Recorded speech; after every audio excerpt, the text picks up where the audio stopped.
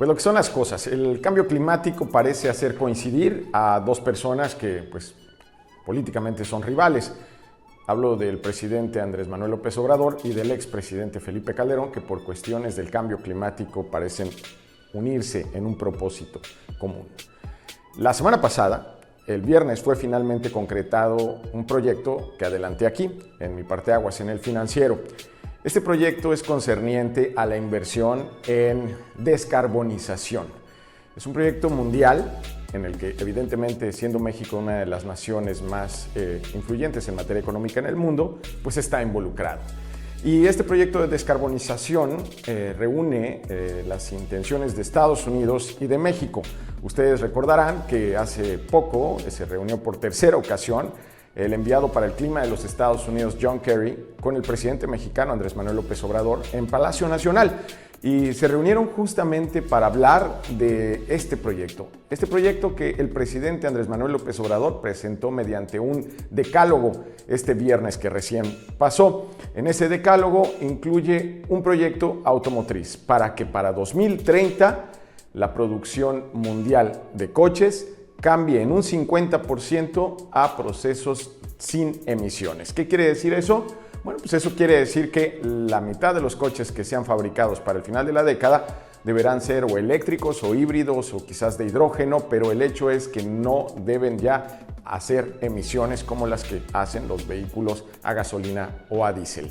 México es un importante productor de coches de distintas marcas, Honda entre ellos y también Renault, por ejemplo. Estas dos marcas participan curiosamente en la Fórmula 1. Honda produce coches que conduce Checo Pérez o Max Verstappen en Red Bull y Renault produce los Alpine que conduce Fernando Alonso, ¿no?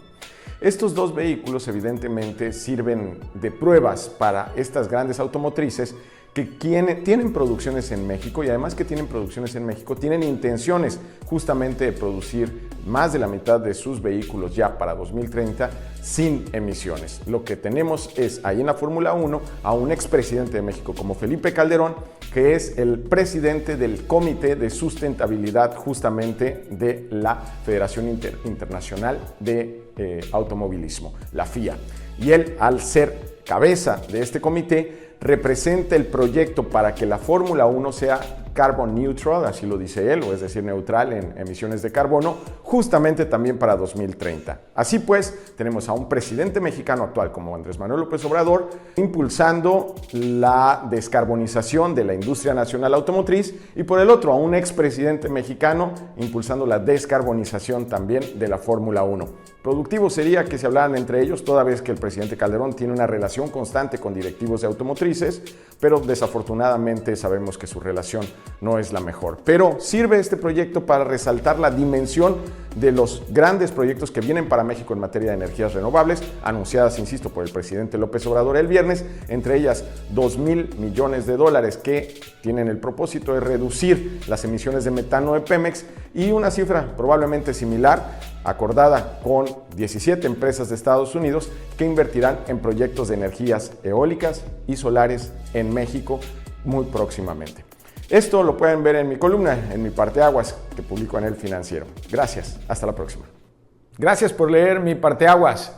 Vayan al botón que tengan aquí cerca y suscríbanse a la cuenta de YouTube de El Financiero, en donde estaremos los columnistas de este grupo editorial. Gracias nuevamente.